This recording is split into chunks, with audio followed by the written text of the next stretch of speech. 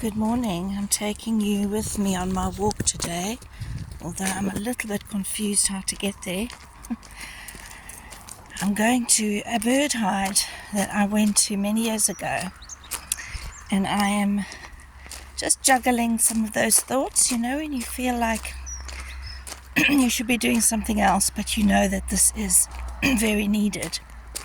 And there was a time where I was juggling 3 jobs, and where I was a live-in carer, but also doing piano lessons and also working for a caring company, and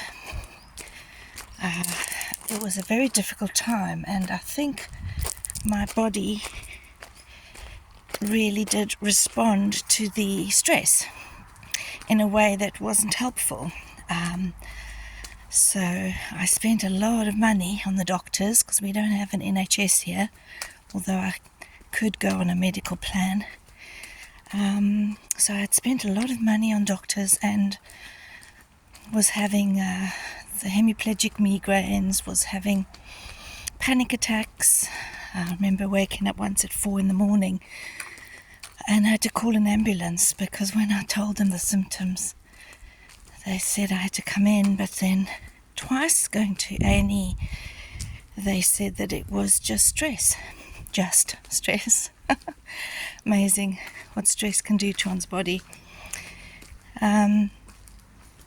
So I'm in the in-between season where I need to be doing a lot of self-care, a lot of time with the Lord, while doing as much work as I can and still keeping that balance for my health.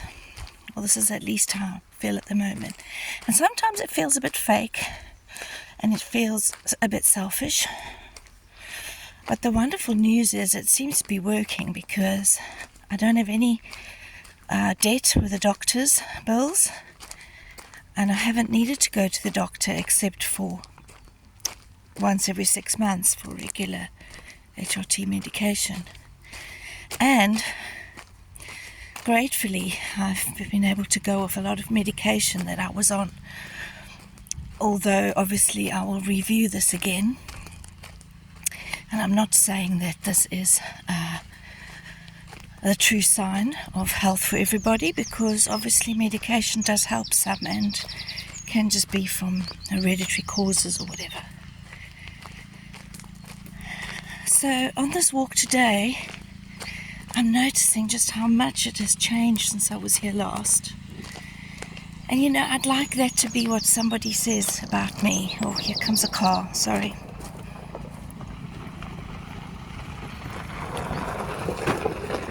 No, it's just somebody maintaining the golf course. I'd like somebody to see me and say, wow, look how much has changed since we saw you last. Because I don't want to be the same person forevermore. Oh my goodness. Oh no. But this is not a good change. I can't find my hide. There used to be a bird hide here. Oh my goodness. Look how they've taken it over. Oh, I hope I can walk further and find the bird hide. It looks like it's gone. I'm genuinely shocked. I know there's a big development here and that they've wanted to put up do a big golf course thing in development, but I'm so shocked. Oh, I really hope I can find it. Sorry. Here I was talking about changes, but that's not a good one because, put up a parking lot where there was a paradise. And this is, I think, what sometimes happens in our lives.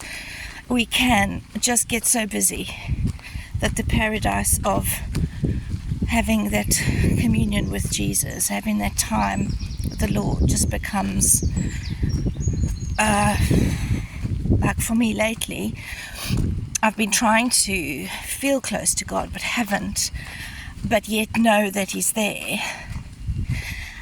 And this morning I thought, let me just go to a place where I know I usually feel even closer to him, which is usually in nature or by the water, by the sea.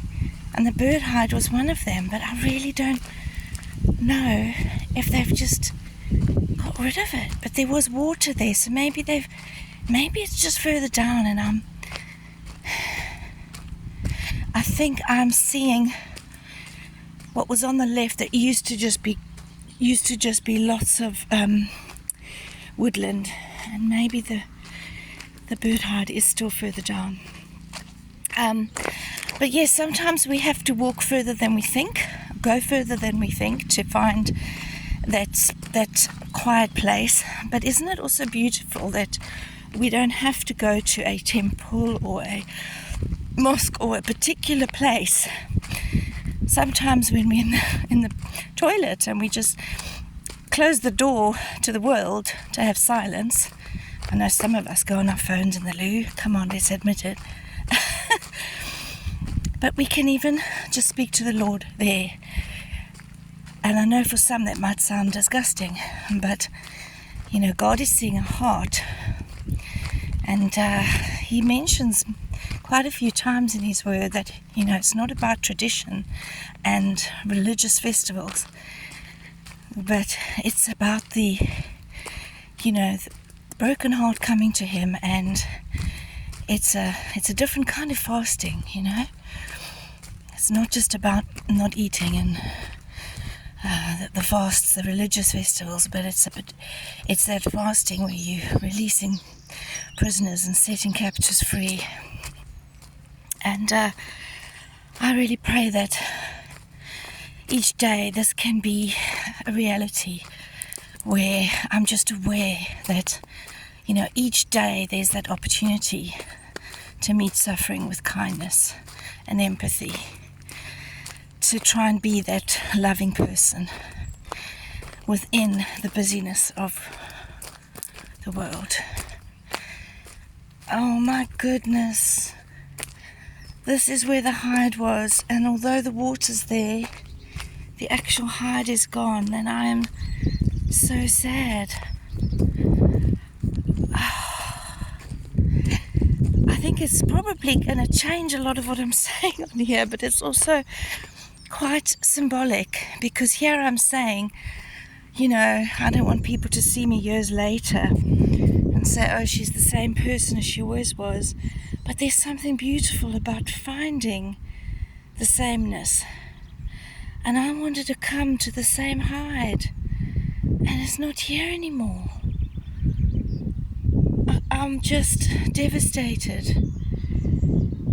The water's there and the birds are there, but it was so private, and there was a beautiful hide, and now it's like a feature in a golf course. We need to protect and guard our hearts, don't we? For they are the wellspring of life. Don't let someone take away your hiding place where you meet with the Lord, for some loud noise or something that looks good. Keep that precious space with the Lord, treasure it, fight for it. I think that's all for today. I'm going to need to do another post later in a different place, because that place is no longer here.